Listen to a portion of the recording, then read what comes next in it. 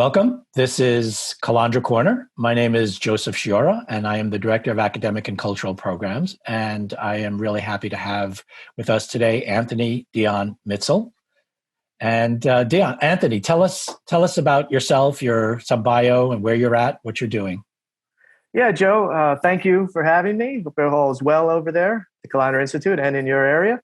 I teach. I'm an adjunct professor of English linguistics, language, and culture at the University of Bologna.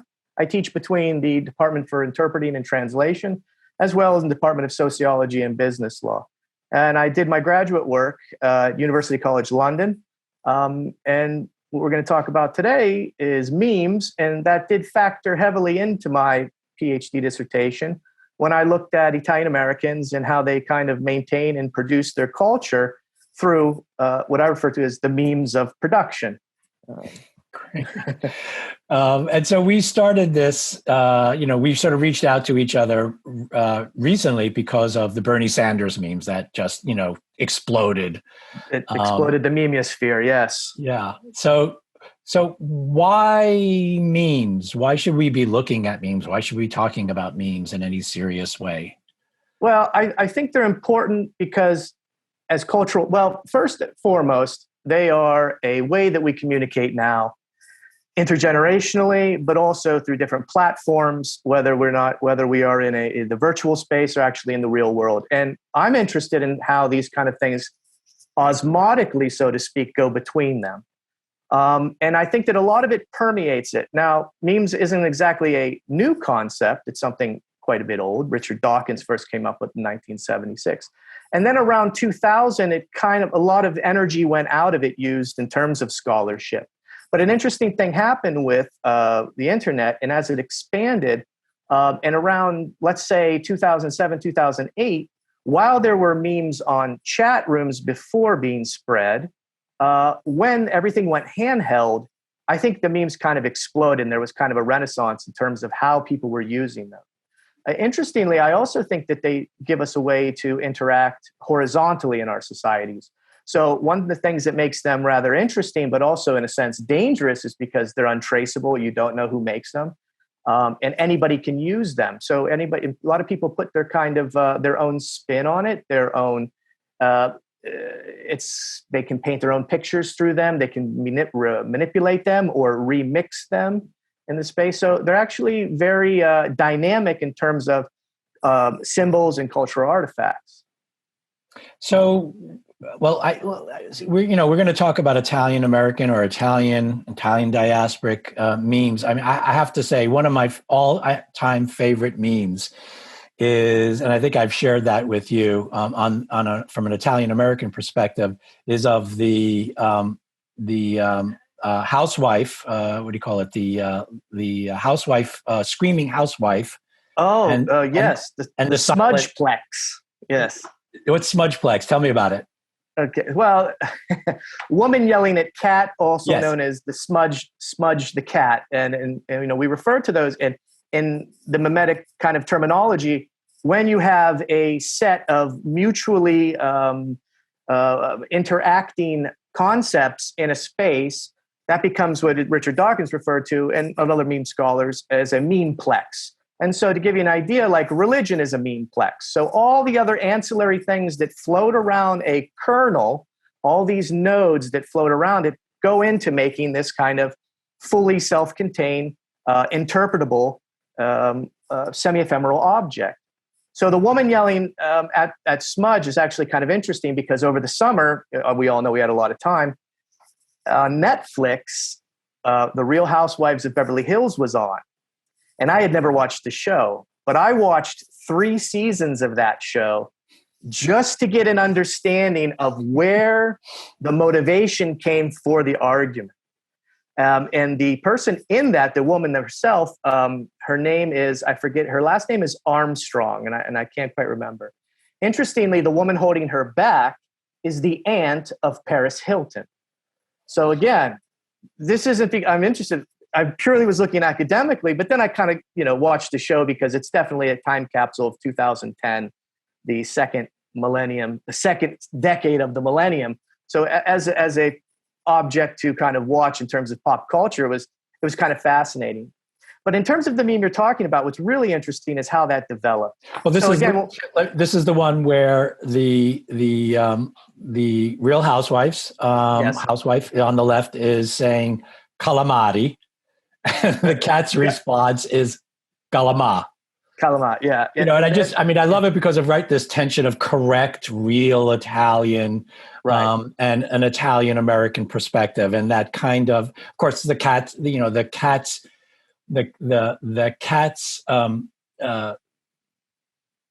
always the cat's, how can I say this? The cat's Demeanor.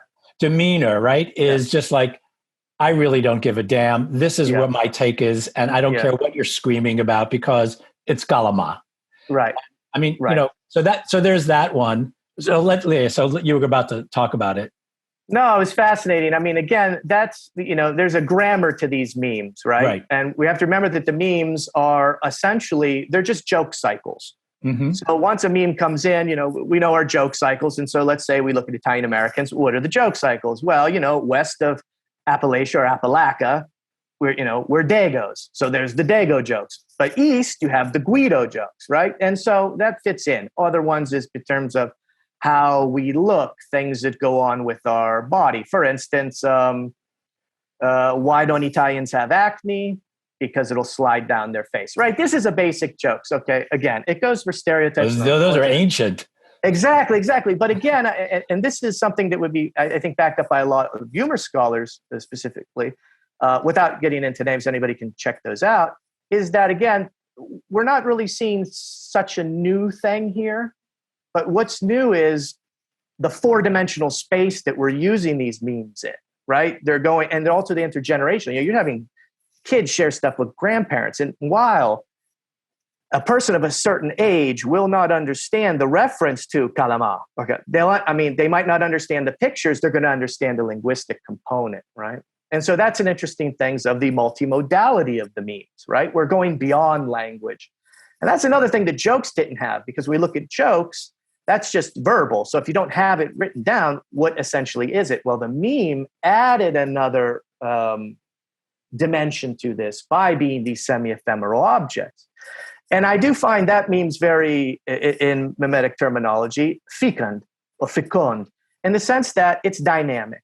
So the one that I like with that is that you can have something like capocolle, gabagoo, right? So again, once again, the same image is there. That's the joke is there. The grammar is there. Then you switch out a couple components, and that's essentially why I'm fascinated in the meme. And because, again, I'm originally from Youngstown, Ohio, and while we do have a large portion of historic Italian immigration into the area, we were also considered a very multi-ethnic historic immigration community. So we have a lot of different. So when I was a kid, you grew up hearing all the jokes, and and you're from the city, you know how it is too. You go a block over, or you go a neighborhood over, or in these kind of semi-suburbs outside of the city of Youngstown, a neighbor, a block, a street over, right? Or even in your own family, there was a lot more instances of exogamy in places like Youngstown. People kind of married into America. It's very common in the area to have a lot of people who are half Italian, half Irish. Another joke, half Italian, half Irish. Love to drink, hate to pay for it. Which kind of makes sense, but it kind of doesn't if you think about who's cheap in this.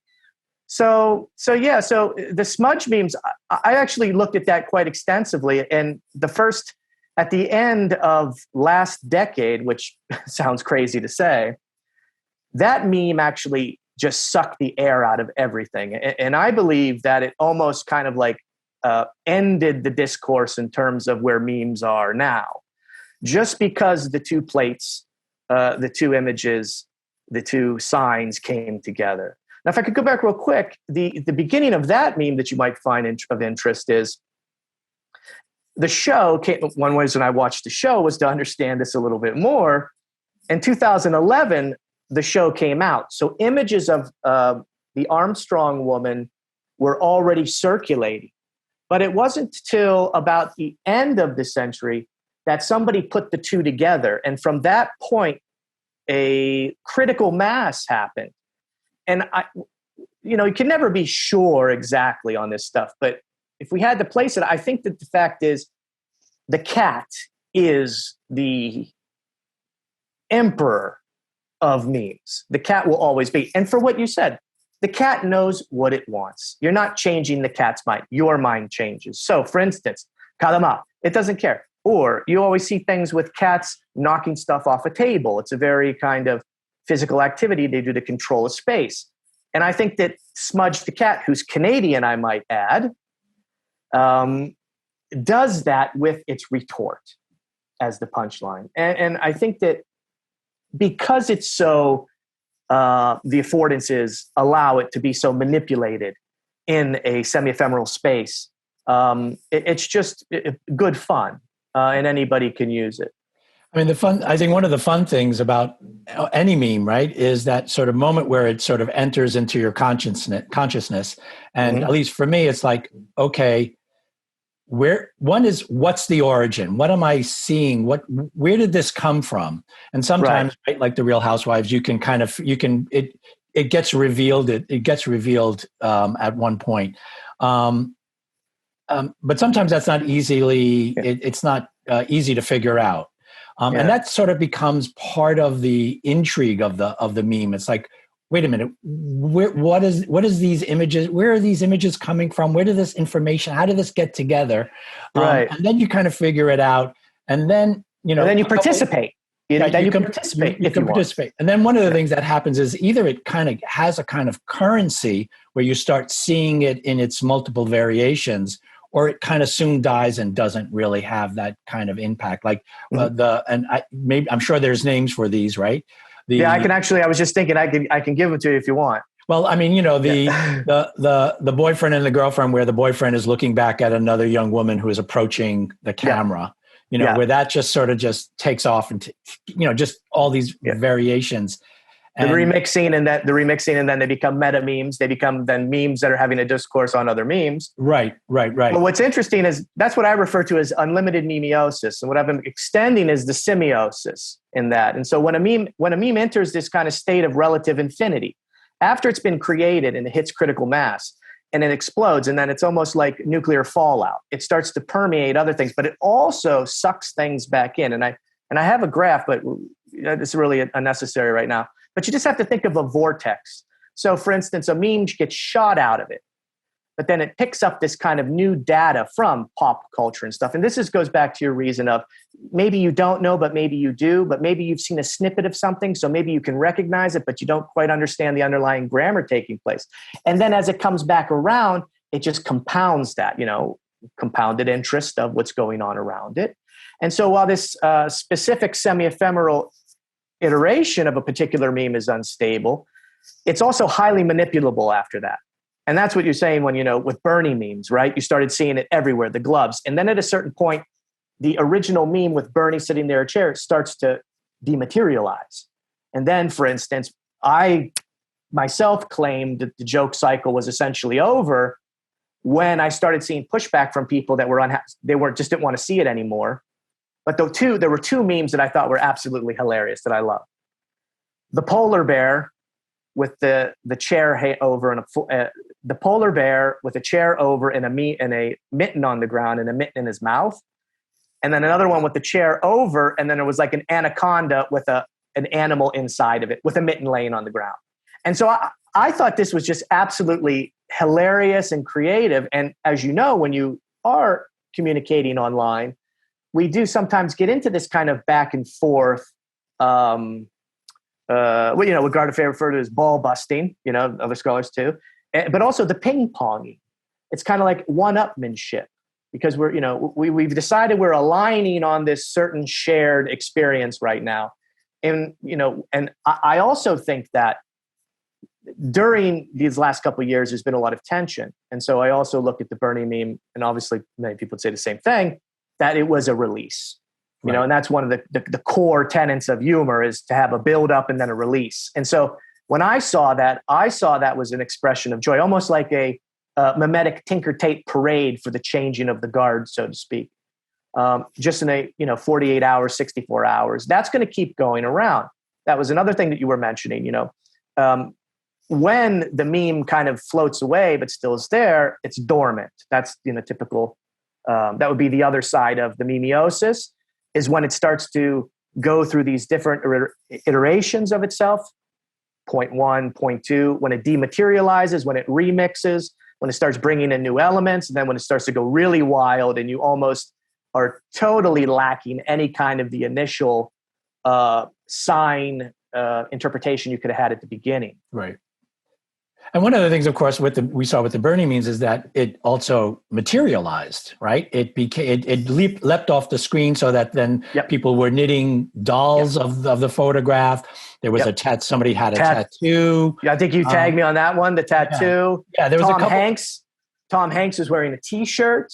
Mm-hmm. So again, it's passing this osmotic boundary of the internet. And then it becomes something interesting. And I know in your neck of the wood as a folklorist, when it starts to become the material expression, then I also find that really interesting, because these become objects that kind of last. Then they go from the semi-ephemeral object, because as a meme is a semi-ephemeral object, it's here in a digital space. But if we lose the digital space, where's it at? But now these things are becoming cultural artifacts in and of themselves. Right.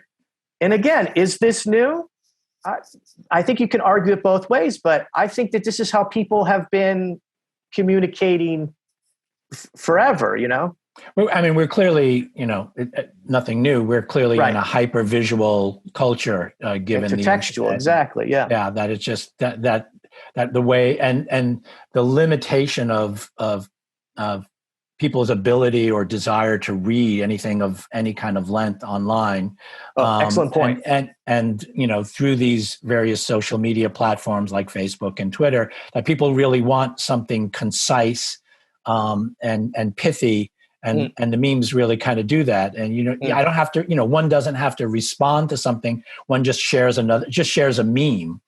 Yeah, you're literally entering into the discourse of the Game of Thrones. One does not, if you've seen that one. I don't follow the Games of Thrones, so you'd have to. Well, it's his name. He's an actor. I can't think of his name right now. This is a meme you're talking about?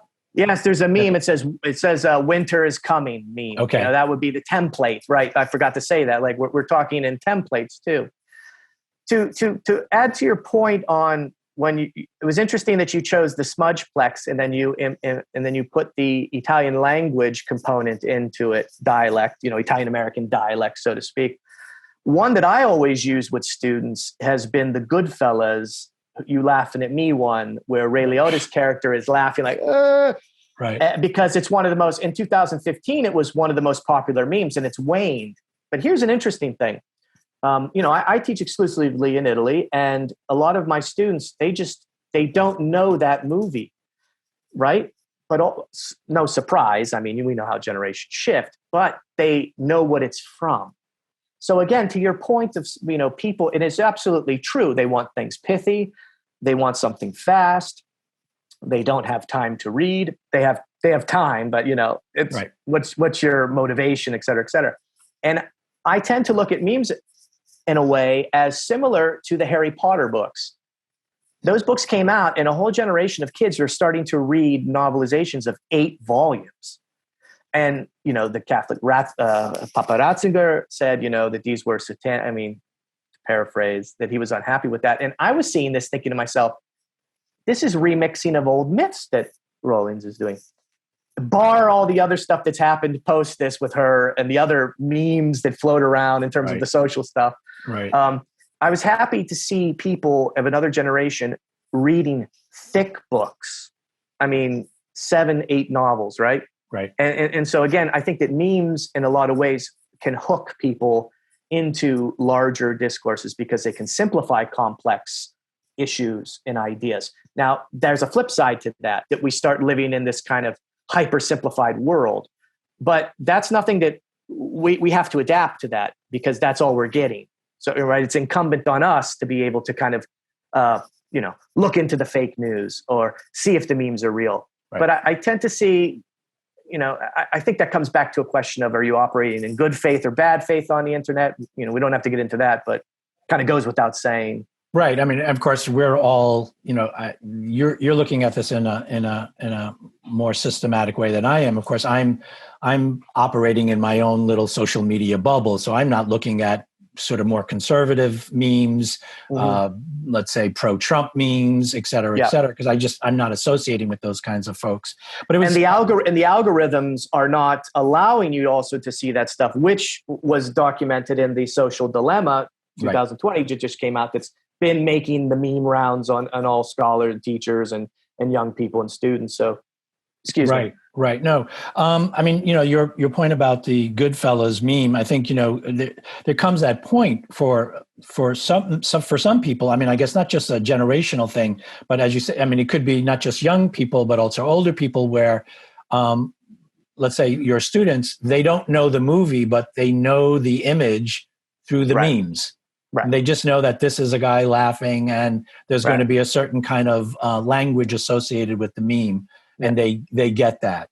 Yeah. Ray Liotta's Smudge. Ray Liotta's a cat. I mean, that's right. Let's reduce it down. Nothing's changed since Egypt. You know what I mean? The cat is still reigns supreme. We need to look at this a little more. So tell me in your work, how are you approaching like these Italian American sort of memes? I mean, what is it? I mean, you mentioned a little bit about it in terms of how people are communicating and replicating certain aspects of culture and identity. How else have you kind of been exploring, the Italian American meme? Yeah. So generally speaking, and we've had this conversation before about something like part of the work I do is about authenticity. And I remember having conversations with you about this, about, when people want to eat spaghetti and meatballs and everybody gets so mad about it.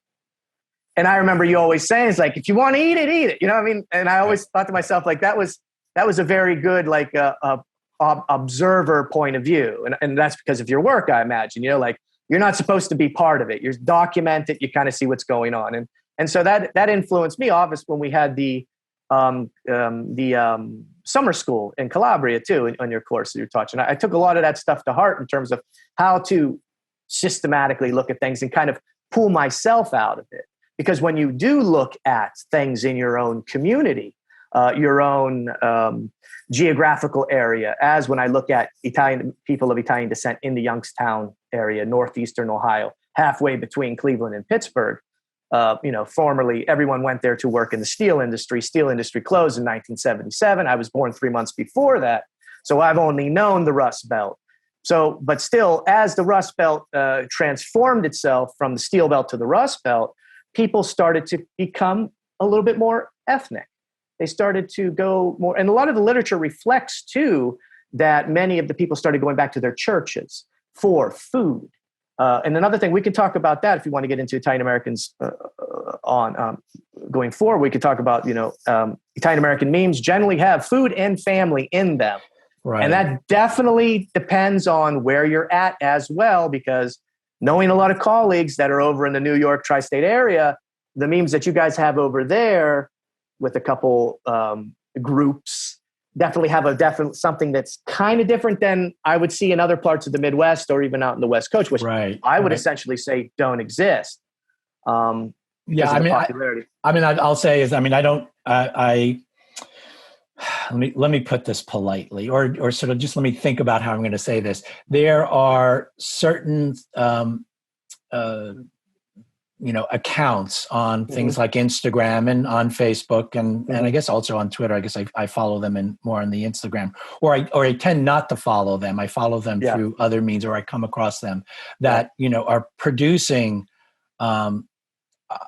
a large number of memes and also little video clips that, for the Instagram. So there's, very kind of specific platform where so much is riding on this kind of positive essentialism of Italian Americans. Yes. That, you're Italian when grandmother does X, Y, Z, your girlfriend or boyfriend says this. Yeah. And I mean, they're produced by different people, but they're just saying the same message. That joke cycles, right? Yeah. And so it's interesting where this is less about like, the kind of negative stereotypical joke, ethnic joke, which was so many folklorists really looked at in the 50s and 60s and 70s. And also in humor studies in the 60s and 70s too. Yeah. Where now you get this kind of, at least for white ethnics, you get this kind of positive reinforcement of these kind of essentialized traits of what it means to be Italian American. So it's okay. Like, it's a good thing that your grandmother screams at you to put on a scarf a la Nonna Maria out of Montreal when it's hardly cold outside. This is it's like that T-shirt that was circulating a couple of decades ago. It's a black thing you wouldn't understand, right? So this is these memes and videos are. It's an Italian American thing you wouldn't understand. It's this kind of creating of some kind of closed group, which is one, being circulated on the internet, and two, replicates the kind of information that the rest of the world already knows through films like the Goodfellas or The Sopranos or Jersey Shore or what have you. So it's nothing that's insular, really truly insular. It's just replicating stuff that's out there in popular culture that's available to everybody.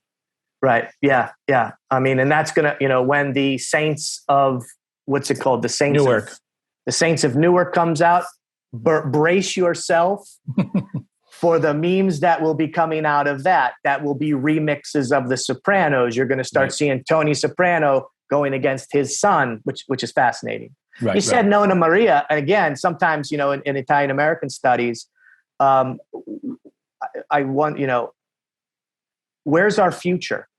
Right. And, we do look at the past often and often at the present, but sometimes I like to think about is where's the future? I look in humor studies. I'm like, what's the future of Italian American humor, comedy? Where is that? Is it just going to go back to parodies of ourselves? Which is fine. Don't get me wrong. That stuff's interesting. It's another interesting thing in terms of humor studies. If I can do an aside real quick, I don't know if you watch SNL, but it's really worth watching SNL a couple of weeks ago when Bill Burr was on, and they had he was an old mafioso that got out of jail, and he'd been in jail for like 20 or 30 years. Oh, right. You should see this because it's actually something that is pushing. It's definitely one of the first times that I've seen a remix of the old trope in a very positive light. Because it's probing the negativity, because some of the gangsters, without giving it away, there's give it away. People. Well, there's one gangster. There's one gangster who would identify as queer. There's one who's having depression. There's another one, and one of the gangsters is black. And so these are all the things that Italian America juggles constantly in its discourse, so to speak. And they put it there together, and I thought it was actually really brilliant. And I felt that it was one of the first times that I've seen something that actually is edgy, but also kind of pushes it. But it's also kind of making fun of the things that define, quote unquote, the trope or the genre. Because The Godfather, aside from the Bible, The Godfather is the most quoted text in American society. I mean, it might even be the most because of post this administration that just went out. When you have people, this has happened over and over again when they start using word for word. I mean, what's going on here? There's there's an intertextuality that's kind of amazing. But most people still kind of say like, oh, take the gun, leave the, take the leave the gun, that kind of stuff. Right. So I'm always interested in looking when these things are reinvented or kind of pushing toward the future. So, but with the SNL, and I've been like, just on my phone, kind of falling into looking at old SNL clips, and there's a host of Italian American ones that go back a while.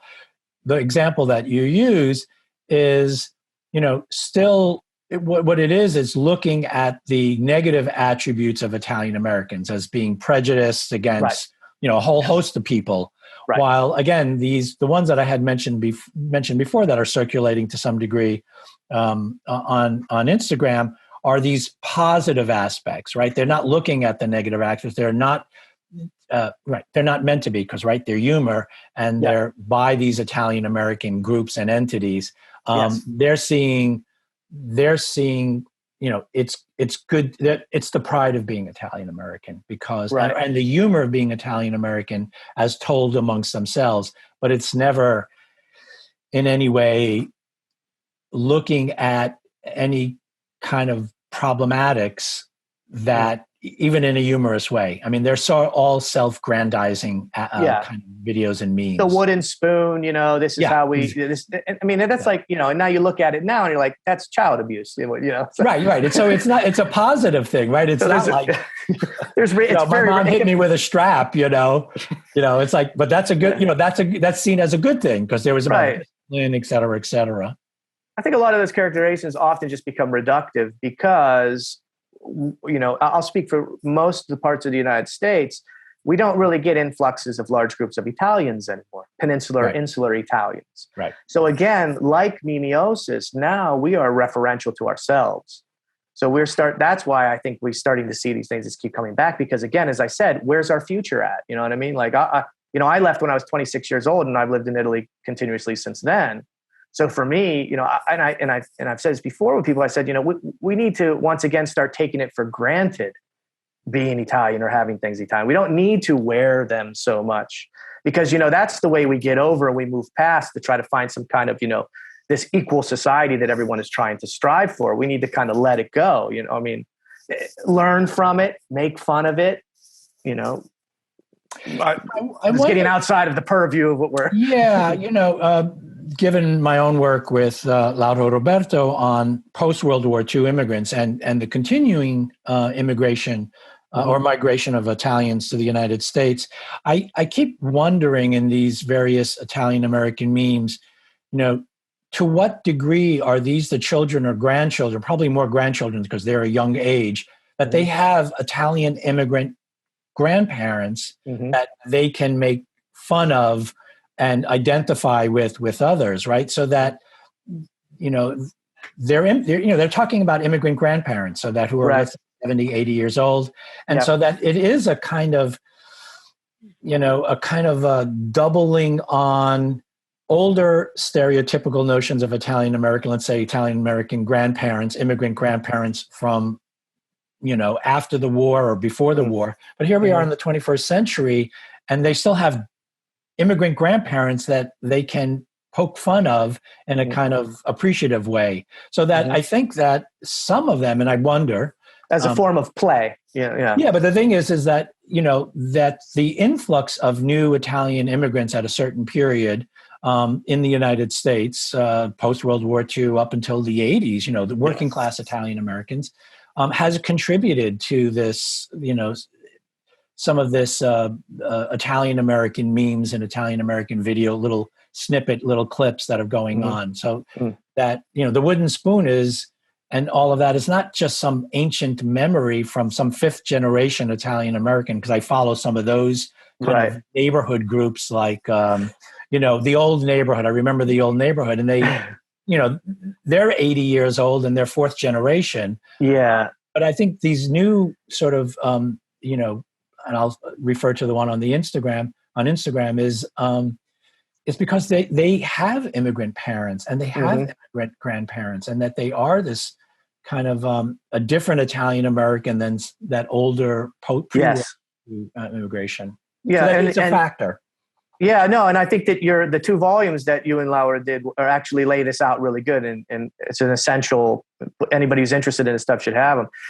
I think a lot of my experience has been west of Appalachia. Okay, so in the coastal areas, you're still getting an influx, but nobody's coming to places like Youngstown. Nobody's really going to the Rust Belt. My wife's Italian. She came and did a master's at the university in my town. It was a fluke that we met. Okay. But mainly what we're seeing is we have a lot of these kind of this nostalgia machine taking place in many parts of the hinterland of the United States. And I guess I'm looking more at that because, again, I've only lived really two places. I've lived in Youngstown, Ohio, and I've lived in Cesena, Italy. So I have these two radical differences. I don't really have, and I would contend, for instance, in New York, often you are much closer to Italy as a center because 5 hours, 6 hours, you're there, back and forth. Many of the people that I know still go back and forth a lot. But once you start getting over the mountain area, it becomes kind of these impassable areas that people just kind of were disconnected. And then I think that the memes, I maintain that it's the semiotic content that makes up a lot of the identity of people in these lesser known, smaller Italian American communities. Because one of the things that, as a linguist, we used to say, like, well, what's culture? Well, language. And I'm like, well, hold on. There's people that I grew up around who consider themselves 100% Abruzzese, but they don't speak a word of Italian, They speak moderate dialect. And when I speak to them in standard Italian, there's no conversation that can be had. So what does this mean? And I think it goes back to what you've always maintained with the spaghetti and meatballs. Look, these memes, people, right? They bring with them all their kind of content in their brains and their habits, their customs, right? Their outwardly signs. They go to new places and then they create new centers upon themselves.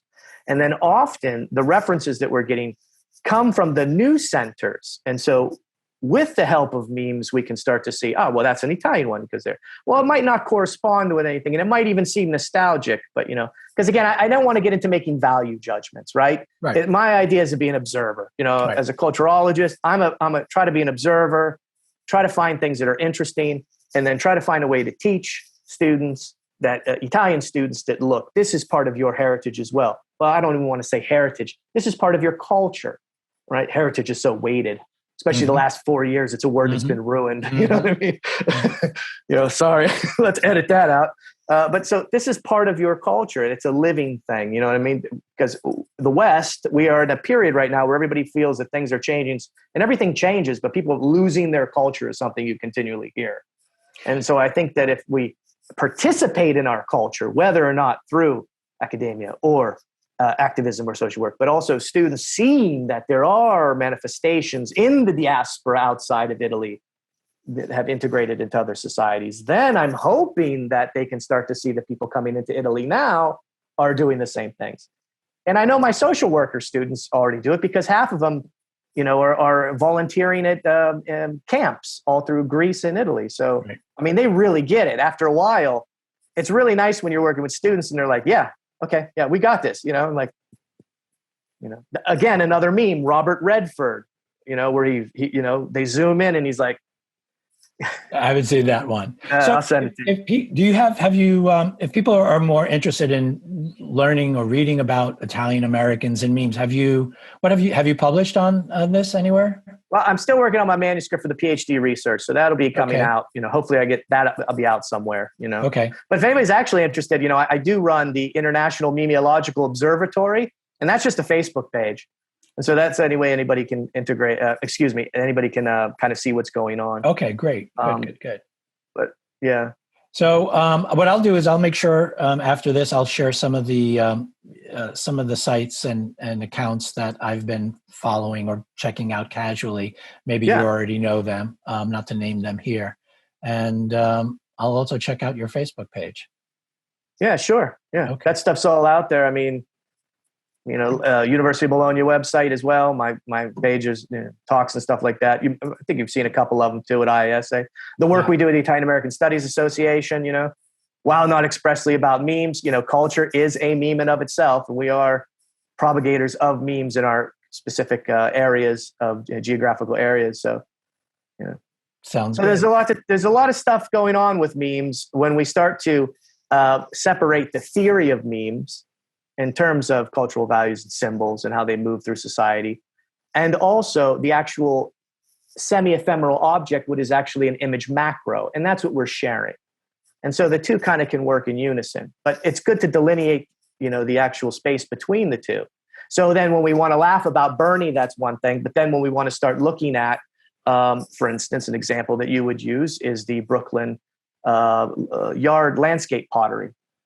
And when I show that to my students, they're like, wait, what? And I'm like, well, this is some stuff that Italians are doing there. You're not going to find this anywhere else. And that's, then that becomes something that's really specific, because a meme is something that is usually only supposed to be spread by certain people. That's that's the good meme. But then by the time it hits Facebook or hits and we're talking about it, it's uncool, as Salvatore Tardo would refer to. It becomes uncool. It loses its cool. Right. And then it becomes more open to manipulation, as we've seen over and over again. Right. Okay. Well, I guess I'll see you on Facebook. Yeah, right. Hopefully we see each other in person at one of the conferences when these things get back going. I hope so. I hope so. I don't know what's going on. I know various conferences that I go to, they haven't determined what's happening in the fall. But I Yeah. can imagine it might be yet another year before Yeah. we all get together.